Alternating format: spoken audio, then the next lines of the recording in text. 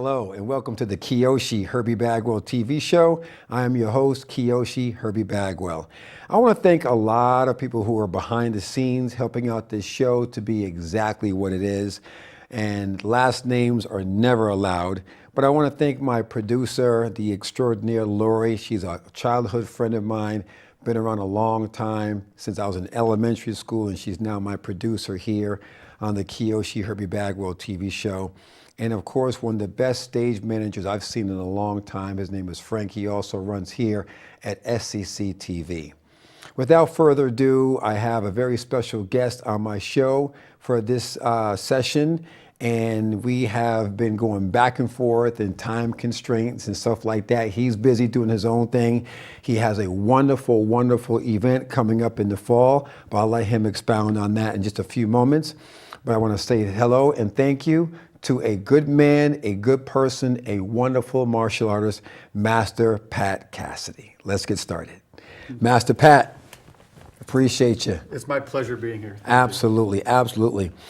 When I have guests on my TV show, I highlight them. Everyone knows who Herbie Bagwell is.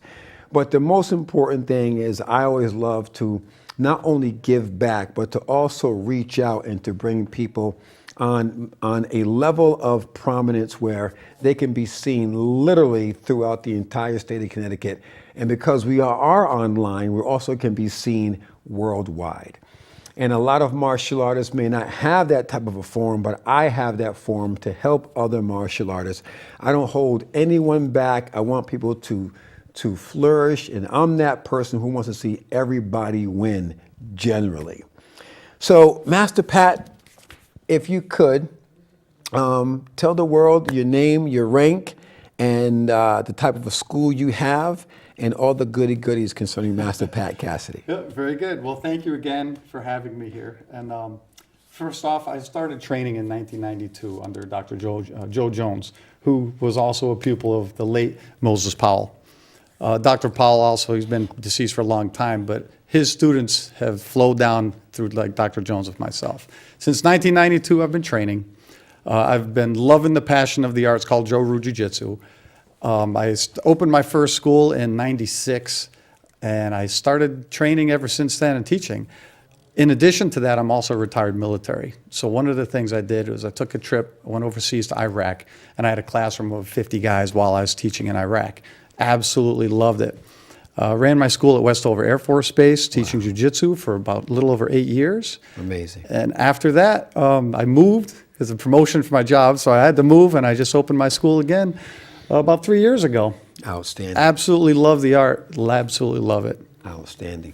Now, off camera, we were discussing, maybe Frank can get a nice little picture here of Master Pat's backyard to his home. His home must be absolutely beautiful. So Master Pat, if you need me to house sit, it'll be a tough job, but someone's got to do it. Excuse me. So Master Pat, if you could, explain the mindset behind of really making it an oasis behind your home. Explain that. Okay. One of the things is this function that I have, I've built a facility in the backyard of my residence. I live in Bolton, Connecticut. It's about 10, 15 minutes from Hartford.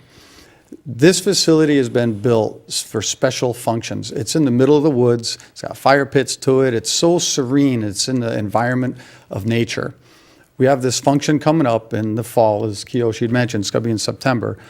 That it's for only masters and apprentice, such as yourself. And the masters have to be at least 50 years old and older, at least a 4th degree, and the apprentice are under 50 for a 2nd, 3rd degree. And this is to reflect how the masters have taught their apprentice.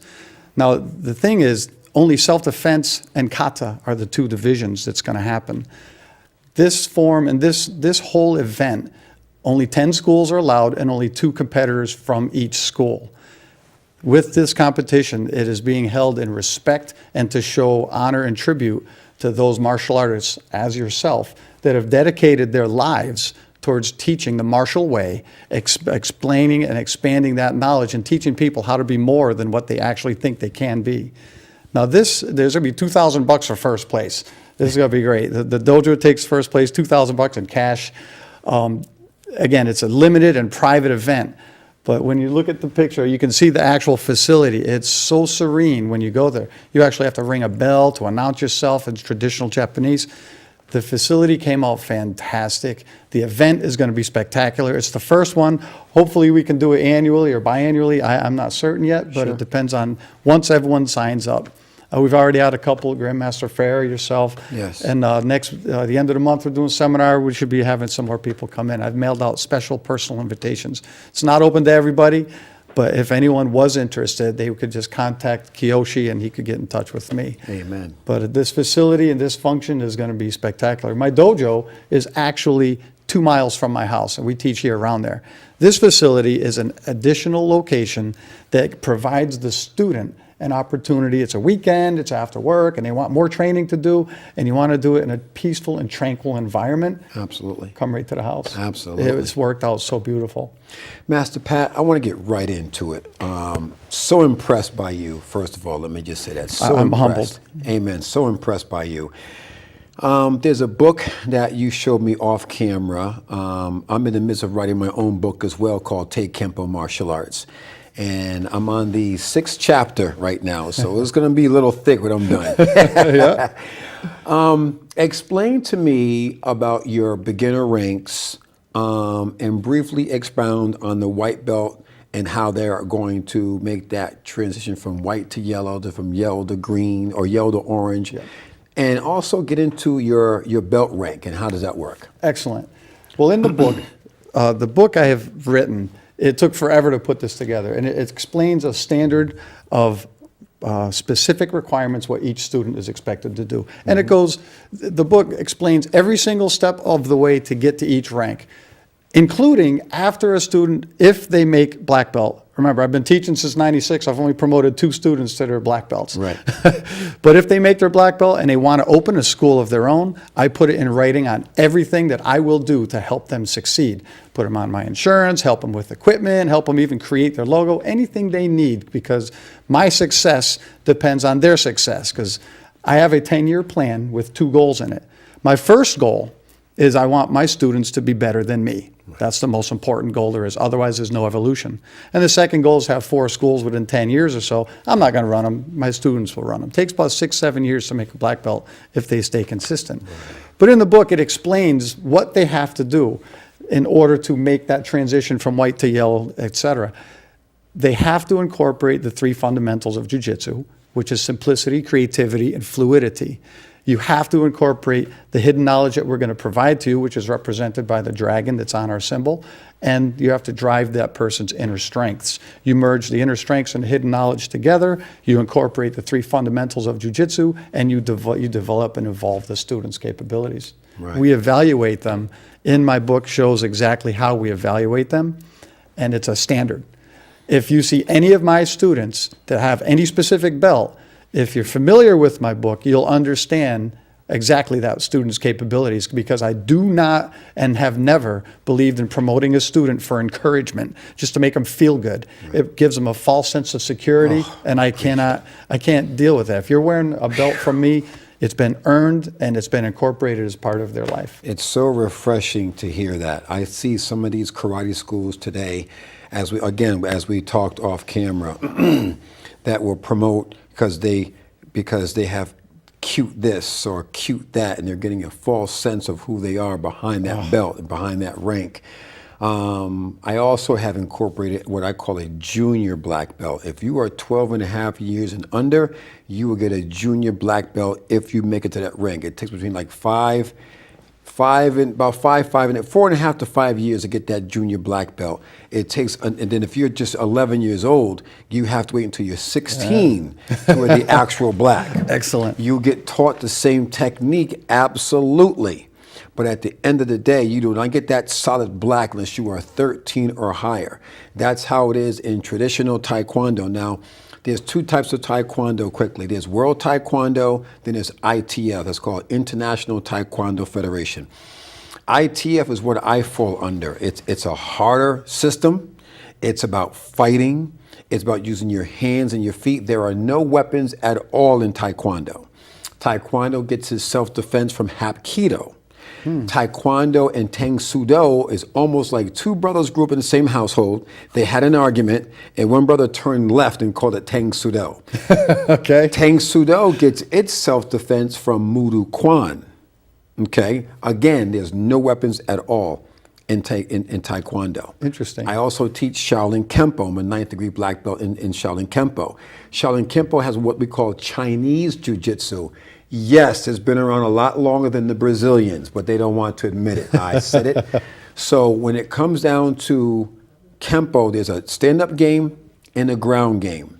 If those are going to be just one way, then you only have one way to defeat your opponent. And Take Kempo martial arts, mixing my Taekwondo and Kempo into Take Kempo martial arts. We have a stand-up and a ground. We have 6 weapons. We have the bow. We have we have bow. We have the kama. We also have the tanfa. We have the eskrima sticks. We have the sword, and the last one you learn is the knife. It's like the military. You're from a military guy. You learn the bigger gun, and as you get better, what happens? Weapons get smaller and smaller and smaller, and that's how I teach my weapons program at Bagwell Academy of Martial Arts. My question to you is, and when I saw this, I was like, I want to hear this one.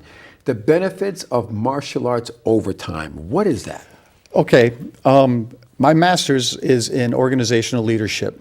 And if you ever want to look at my thesis, it's on my website, westoverselfdefense.com.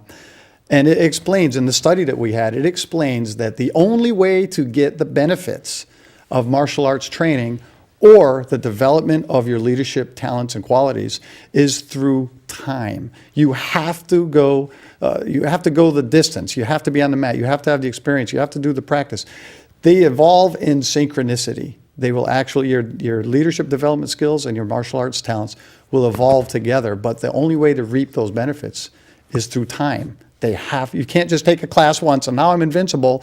It doesn't work that way. You have to integrate the way of life into your practice. And if you do that, your benefits will get better and better over time. You will evolve. Outstanding. That's awesome. When I saw that, martial arts overtime, that's pretty cool. I want to hear the premise for that. Well, there is a method, there's a strategy on how to do this.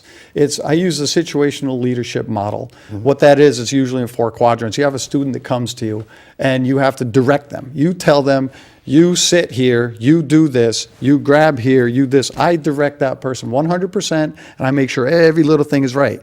Well, over time, eventually, you can start to coach that person. Okay, go ahead and do it. I'm watching you. Well, don't forget this and don't forget that. Okay, I got my eye on you though. Okay.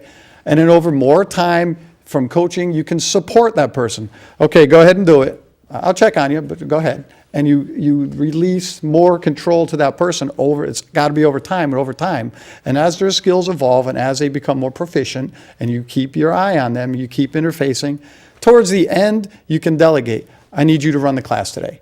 I need you to teach that technique. I need you, and I'm not going to worry about it at all because we've taken them strategic steps in order to make sure that person, with my book, with those specific requirements, how to roll, how to fall, how to make sure you take someone down. Right. Think out of that other person's eyes when you're training. You have to be able to communicate.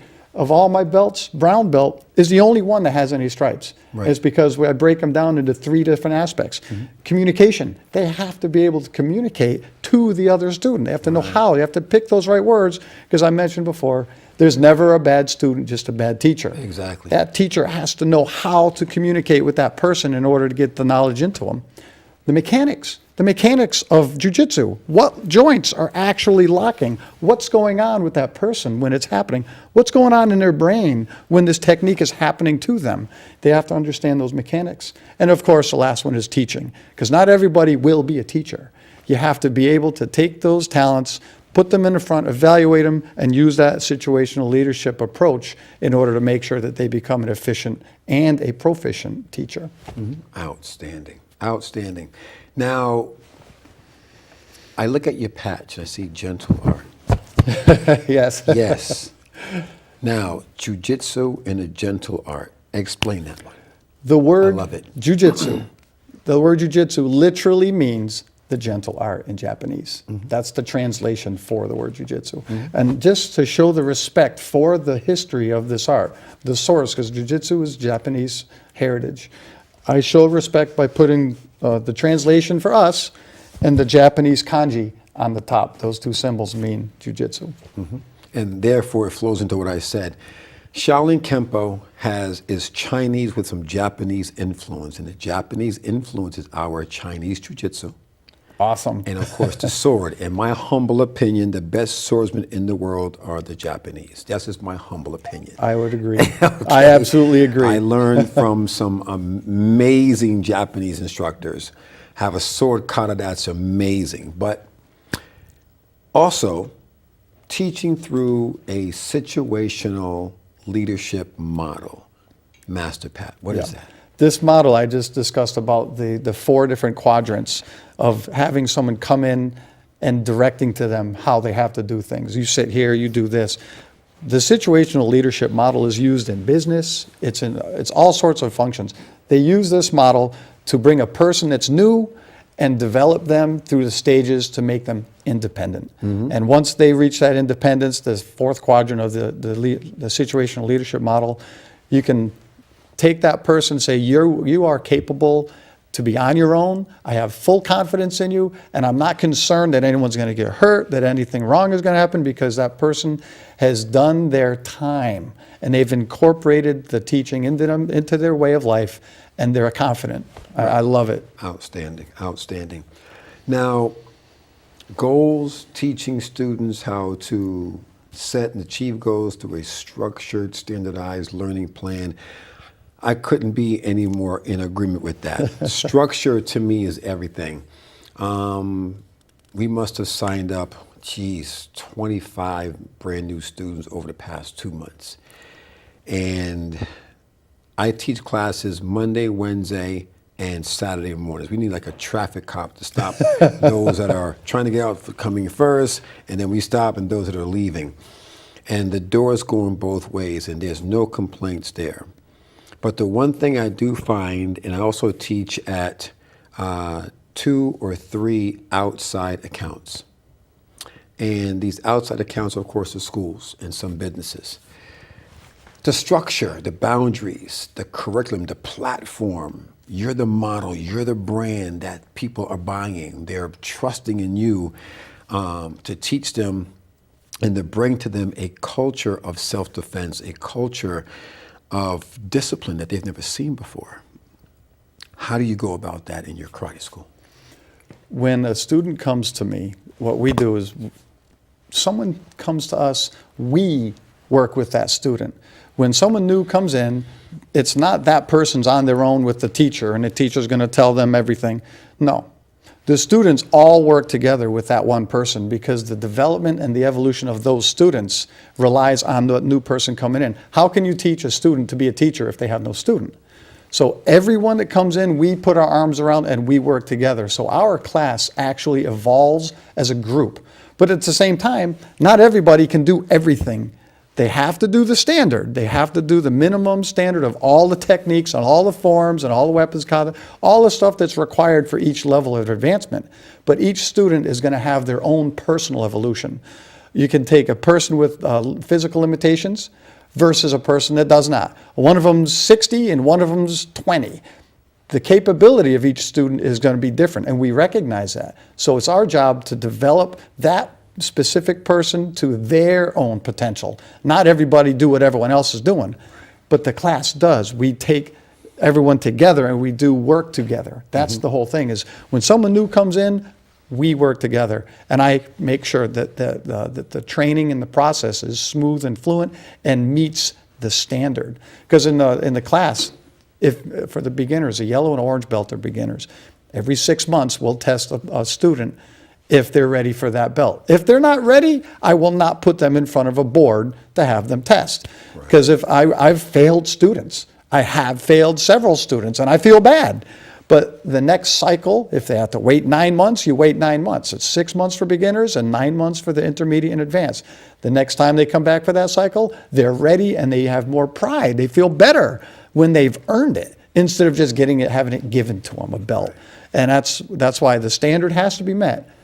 A new student comes in, we work with that student. That's why we can take new students at any time. Walk-ins come in, they train with us, we evolve that level, and it gives me a chance to evaluate them. Where are their strengths and weaknesses? And we focus on their weaknesses and build them the strengths. Because personally, I'm not interested in what you can't do. Right. I don't care. I'm interested in what you can do. And let's take that and build on that and make your full potential. Outstanding, outstanding. Yeah. Oh my goodness, I think Master Pat's in my mind here. We're like so much on the same page on so many things. Just the old school adage on everything. The one thing you said, and I want to expound on it just a little bit, Master Pat, is, when you were talking about new students coming in, never mind what they can't do, what can you do? And you'll find that what they can do will so much supersede, and it'll also minimize what they think they can't do, because now they have someone there who believes in them right in the beginning, and they're like, wow, because you don't know where these kids are coming from. You don't know who is or who is not speaking life into them. That's right. I was born right here in New London, Groton area. Born in New London, 1965. We moved from London to Groton. They had a better educational system back then. Groton was so rural. None of this stuff was even here back in the late 60s, early 70s. So I watched a town evolve into what it is today. My point is, when it comes down to students, they have to earn everything. They have to earn it. You mentioned that your brown belt is the only belt that has 3 bars. Yep. Well, I'm teaching 2 disciplines at the same time. I'm teaching Taekwondo and Kempo. So you cannot test unless that current belt has 3 stripes. White belt, 3 stripes. You test for your yellow. If you're ready, yellow belt, 3 stripes go to your orange, 3 to go on the green, so on and so forth. Explain to me your belt system. It goes from white belt to... Yeah, white, yellow, and orange are the beginner divisions. And we have those belt and those colors because it synchronizes with the level of training they have and when we go to competitions. You don't want to have a beginner competing against a person that's been doing it for 5 years. Right. So we have white, yellow, and orange, which is beginner, green, purple, and blue are intermediate division, and brown and the degrees of brown are the advanced belts. And after that, it's black belt, if you're ready. If you're ready. That's the point, if you're ready. And I remember my father fought in World War II, and my father said the same thing you said. There's no bad soldiers or bad students, just bad leaders or lieutenants or whoever's in charge of a certain platoon. And so I've taken that adage, and I have always been thrust into a leadership role. I can remember going to Groton Heights and Eastern Point School right here in Groton, and my last name is Bagwell, so the letter B, I was always the first person to do something. That's right. And it just carried on into my adult years, high school, college pro, and martial arts. I've always been the first person. There could be, like, say, 22 fighters in the division, and I hear Bagwell versus someone, like I'm always fighting first, and it's just crazy. And so I've taken on, and I have relished that leadership role and being the brand. And you have to watch what you say and how you say it, and you got to watch what you do and how you do it. That's right. And you just can't go everywhere where some people go. There's one instructor who I know very well, went to a birthday party, and he wasn't thinking, and he ended up having, a beer. And a lot of people took that beer as him being an alcoholic. He had a beer and didn't even finish it. But they took that alcohol as my karate instructor drinks. Right. He's an alcoholic. And his school went like this, unfortunately. Talk about your brand and the importance of maintaining its integrity. Okay, I really like that question. Talk about beer too. Being ex-military, having retired Air Force, I have had a beer or two in the past. The last time I was incapacitated from drinking was probably 30 years ago. I can't remember it because it's about perception, as you're talking about. Amen. It doesn't matter what the facts are. The perception of what people perceive you to be or act or think or whatever, the perception is their reality. So like you said with your teacher, you knew that drank half a beer and, oh, he's an alcoholic. I don't provide that opportunity. You have to make it personal. One of the requirements to be in my class, if you smoke, you need to quit. You have to show that you're making that effort to better develop yourself. Absolutely. Oh, maybe that's not fair. I don't care if it's not fair. The fact is that person's going to attack you or abuse you or hurt you or injure you. That's not fair either. So you have to train you have to be the person in charge. You have to be the victor, not the victim. So you have to make those sacrifices. Anything that's worth doing is worth doing right, because there's a right way of doing something, and then there's everything else. Mm-hmm. And if, I don't want to quit smoking, it's too hard, well, fine. The people in my class are the people that have taken those steps to make it personal enough to make those sacrifices, because I'm not asking anyone to do anything difficult that's going to benefit anyone else. It only benefits that person. Right. You need to be on time. You need to be on the mat. You need to take it personal and train outside of the dojo. You need to represent yourself and our school as a professional. I don't tolerate if someone does something, I got in a car accident because I was drinking. Well, goodbye. I don't want, that was one of Master Patrick's students. No. Right. So the students that are in my class are a very high caliber, and I am very specific. I'm not, we have every creed you could imagine that's in the class. I used to have this woman in my class from the previous years ago. Her name was Teresa. Mm-hmm. Little, tiny, small, 5 foot tall. And I would put Glenn on her. I'd have her on the mat, and Glenn would get right on top of her and start choking her. And Glenn's about 250. And the first thing you hear is, and she would just destroy Glenn on the mat. And she's a mother of 3 little daughters. Right. I loved seeing her work when she was on the mat. So it's personal. You make the right sacrifices, you'll get the right benefits. Good. With just a few minutes left, if someone wants to get in contact with you, everyone knows who Herbie Bagwell is, and I appreciate it. But if you want to get directly in contact with Master Pat, how can they get in contact with Master Pat? I would use my website. Send me an email. The website is www.westoverselfdefense.com. There's an email link there. Click it. Send me an email. Give me a phone number. Whatever. We can connect through my link. I think that's the best way. It's especially for anyone that is interested in the competition coming up in September. Make sure that you have the requirements. The masters and above got to be at least 50 years old, at least a 4th degree and higher. And they're going to be doing kata. There's going to be 2 rounds of kata. There's only going to be 10 competitors in that division, and only 10 competitors in the self-defense division, the master and the apprentice. The masters are going to take their total score. They have to do 2 rounds. They take a total score. And the apprentice, the same thing. You add those 2 scores together, and the dojo combined score, first place is $2,000 in cash. Good. Outstanding. Outstanding. Lastly, I want to thank you again for being on my show. I think Master Pat is amazing. I think he knows his stuff old school. This new school stuff, people who know me know I'm not with it at all. I'm not with it. I don't even want to discuss it. But unfortunately, people are new school, thinking that they can just take an iPhone from a child and he or she will do right. If you raise your children right from the canal up while they're down here, you don't have to be that crazy parent when they're like 10, 11, 12 years old. Now it's too late to parent because you were that child's friend for so long. So how can you be a parent when the kid is like 11, 12 years of age? You can't just change up all of a sudden, okay? But Master Pat, I want to thank you for being on my show. I think you are an amazing individual and martial artist. We're looking forward to your competition, September 14th, 2019. I will be there with one of my black belts, Sensei Luke. He's immense. He's a very amazing guy, and he is menacing, but he's also a very amazing kid as well. But for the Kyoshi Herbie Bagwell TV show, I want to thank Master Pat for being on my show. Thank you. I wish everyone all the success in the world. God bless and good night.